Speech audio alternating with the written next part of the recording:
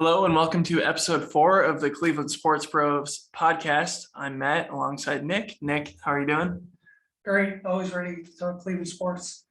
And me as well. It's been over a week since our last episodes. We're glad to be back together and talking sports as always. Like you said, today we're going to talk Browns, of course, give an update, about where they stand, but primarily talk about Andrew Berry and Kevin Stefanski and what they've been doing, and is there any pressure on them?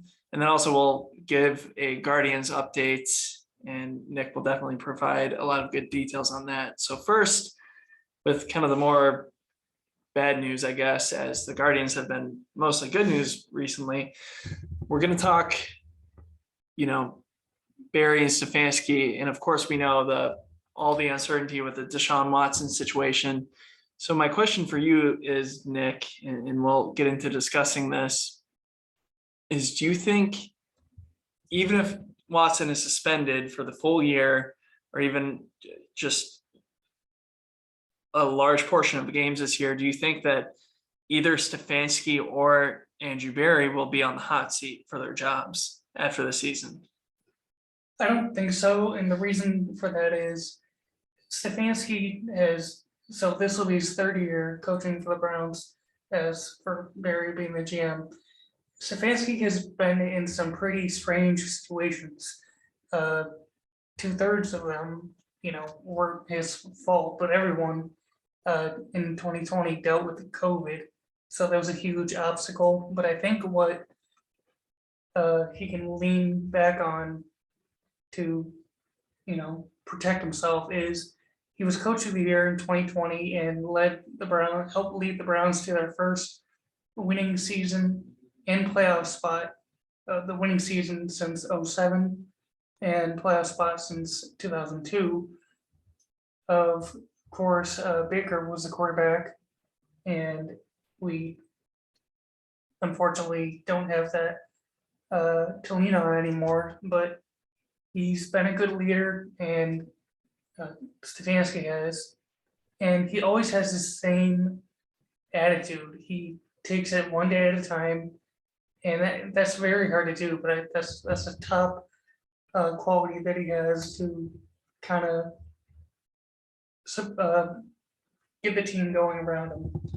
Yeah, I think all really good points, and I'll kind of give some counterpoints, and I don't want anyone to get it wrong. I'm a big Kevin Stefanski fan as well as an Andrew Berry fan, but I don't think it's all been perfect, and not that you suggested it has been, but his record during the regular season is 19-14. That's of course better than what we're used to as Browns fans, but not great. And I know you said their COVID years were odd.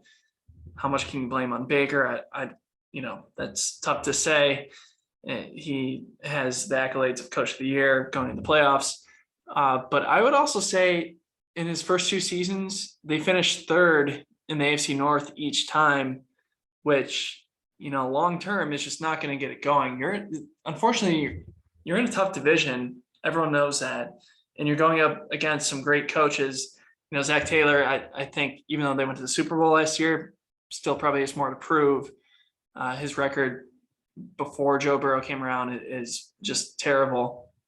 But of course, Mike Tomlin with the Steelers and Harbaugh, they're both very well respected, very proven, great coaches.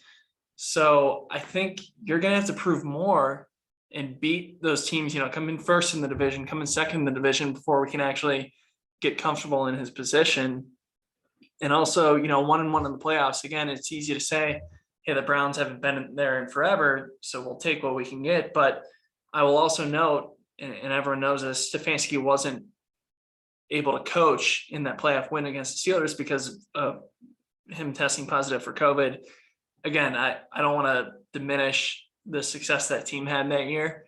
But, I think you want to be careful of giving him too much credit as well. So, again, I'm pro Stefanski as you are, but I still think there's plenty more to prove. And if we want the Browns to be real contenders, every team's going to have adversity. Every team fought with COVID.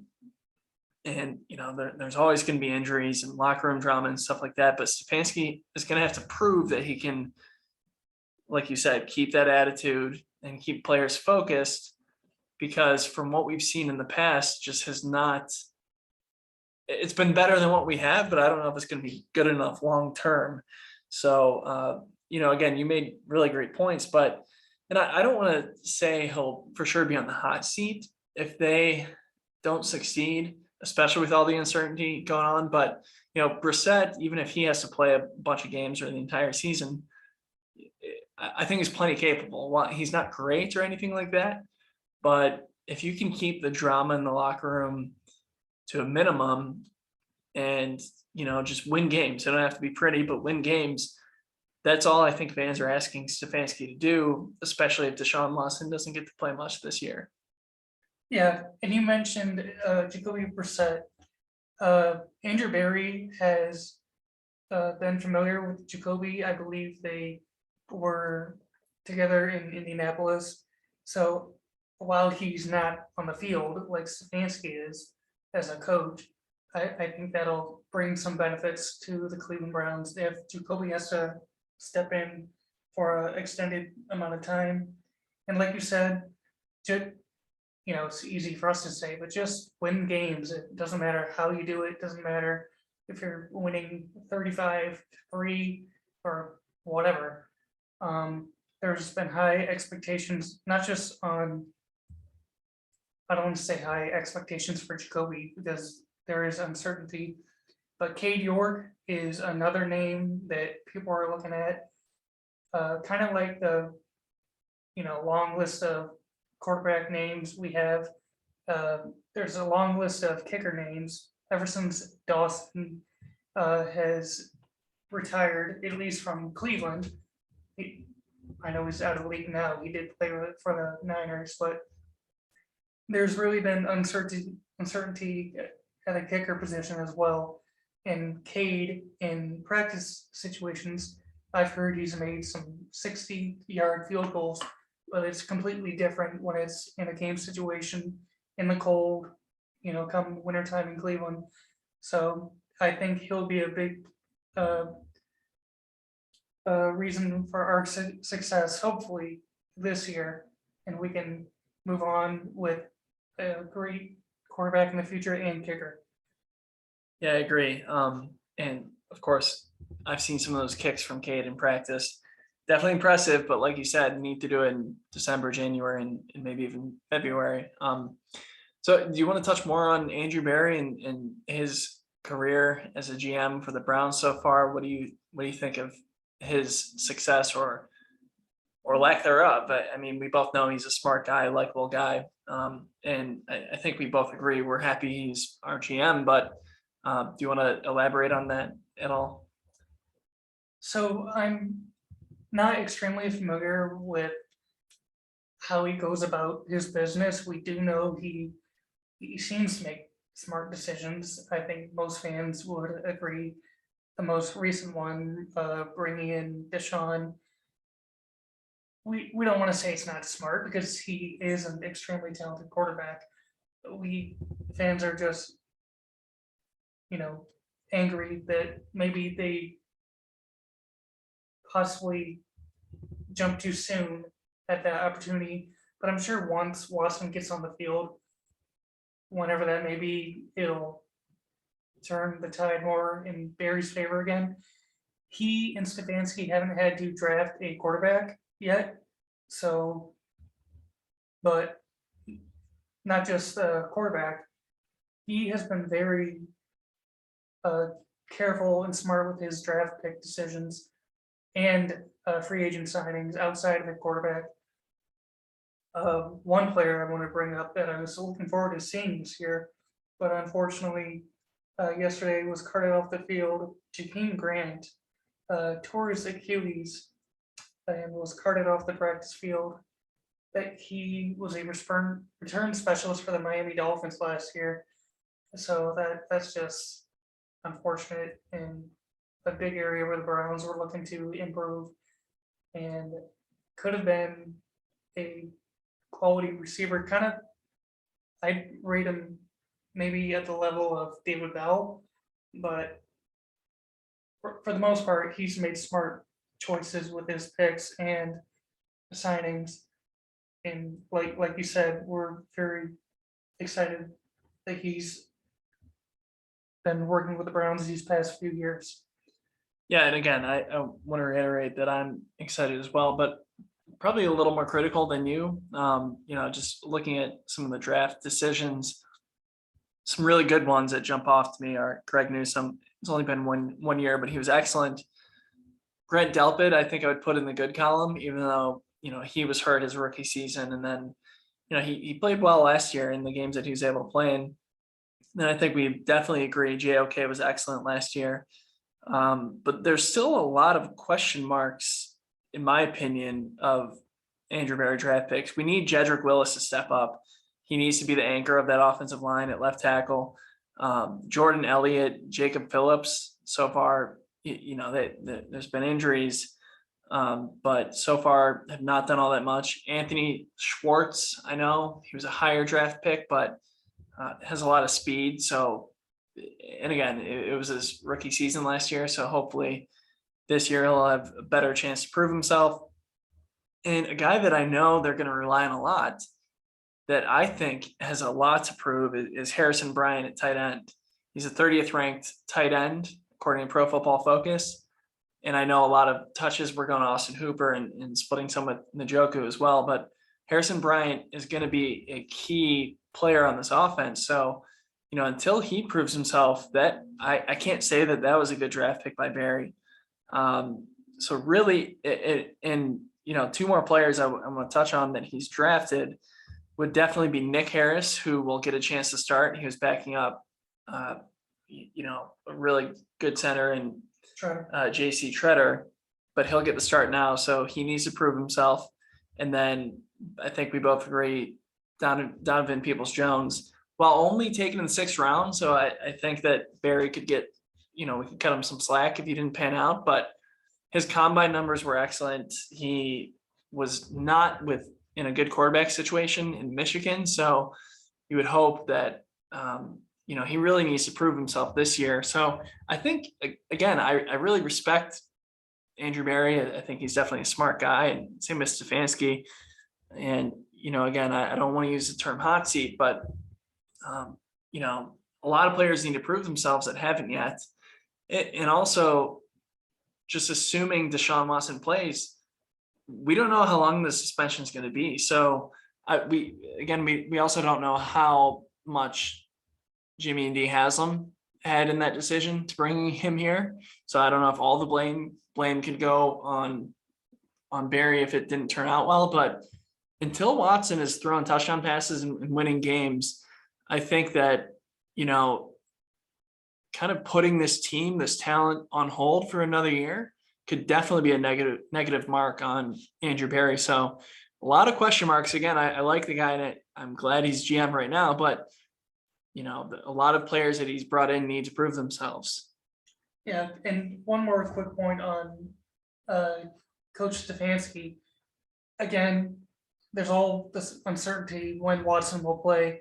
And before I mention my point about Stefanski, the whole situation with the NFL and the NFLPA and the appeal, the NFLPA, it was in 2020 when they had this agreement to have a third party make the decision on any player that may have broken the rules of the NFL. The NFLPA, as much as we want to point fingers at Goodell, made a big mistake by giving them, the NFL, the authority back to overrule the third party.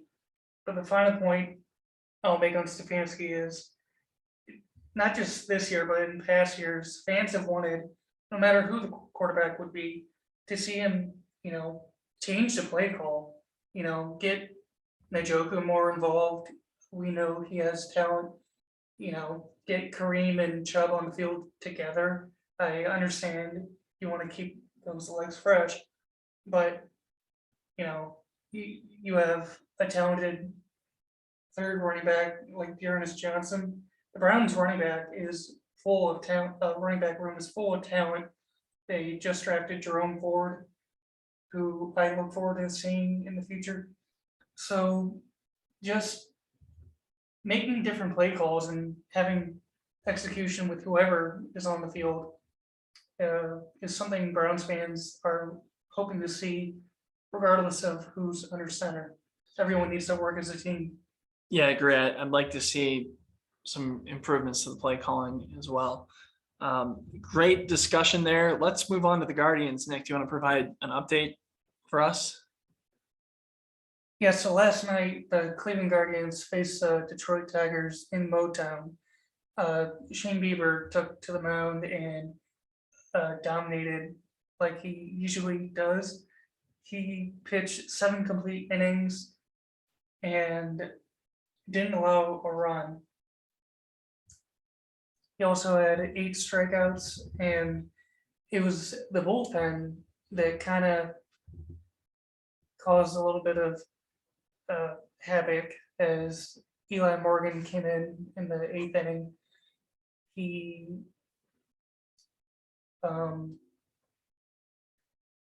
allowed 2 singles and then a base on balls, and then his next pitch was a wild pitch that got Detroit on the board, and then Emmanuel Clase came in to finish the job, and surprisingly, his first pitch with the bases loaded was a wild pitch that made it 5-2, which was just really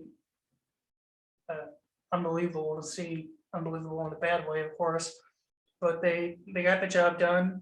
And then later, beginning at 10-10, when the Dodgers faced the Twins, they pummeled Minnesota 10-3, which allowed Cleveland to be tied for first in the division. And a win by Cleveland and Los Angeles tonight can give Cleveland the lead in first place.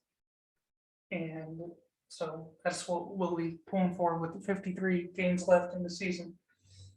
Yeah, great recap. And like you said, 53 games left, sitting with a 57-52 record. They've been playing really good ball lately. Bieber's been great. Tris McKenzie put an awesome performance against Houston over the weekend. And, he had another good performance against Houston earlier in the year and also a really good performance against New York. So some good teams. He's proven that he might be, a real reliable young pitcher. So that's been awesome to see. Hopefully that continues. But of course, the White Sox are just behind us and behind us and the Twins. So you don't want to forget about them. But focusing on the Twins, like we said, 53 games left total. We don't play them till mid-September, but we play them 8 times in September. What do you think about that? I mean, those are going to be pretty critical games. Yeah, definitely. And until you play the Twins, you need to be, you prefer to be in first place. But if you can't, you'd like to be right on their tail, chasing them down for the first place spot. We actually play them week 1 against when the Browns are playing. Mm-hmm. So, but I'm still not convinced the Twins bullpen is improved. I know they made some trades at the deadline. I am uncertain about the players they grabbed or if they even grabbed a relief pitcher. I can't imagine they wouldn't have, based on their lack of success in the past, especially against the Guardians. When Minnesota was last in Cleveland, the last 2 games they played us, they allowed 2 walk-off home runs. So, and I remember listening to the Twins announcer just say, good riddance, Guardians. Yeah. He was pretty unbelievable that we're right there with them. And they, keep in mind, they're the youngest team in baseball, and they're extremely talented. And looking forward to watch more baseball tonight. Yeah, I agree. And, at the start of the season, I was probably more pessimistic than you were, but I don't think we both had real positive views that we'd be competing, as we approach mid-August and hopefully through September and then into October. It'd be amazing if we could not only either get a wild card game, which we're still behind in that department, but winning the division would be, I think, amazing for this team. Kind of reminiscent of the Cavs this past season, although the Cavs fell short. So a lot of young guys, if they can just keep it close and play some entertaining baseball, I think that'd be a huge bonus. And then, like you said, with being the youngest team in baseball, just build on that even more next year. But again, a lot of games left to be played this year and a lot to look forward to. So hopefully they can keep winning and really win the games that matter against White Sox and Twins. Definitely, and I'm glad you pointed out the Cavs because I wanted to just point out what my own expectations were for all three Cleveland teams. Actually, back from March to now. So in March, when the Browns acquired Watson, I had it listed as the three that had the best opportunity to make the playoffs. I listed the Browns first, then the Cavs, and I had the Guardians in third. Now at this point, I would rank Guardians, Cavs, Browns. Honestly, Yeah, I I hate agree. to say that, but we'll see. That's why in all three sports they play the games, and looking forward to more Cleveland sports. For sure. Well, I think some great topics today, Nick. Always good discussing them with you. Thank you again to everyone who is listening, and have a great rest of your day.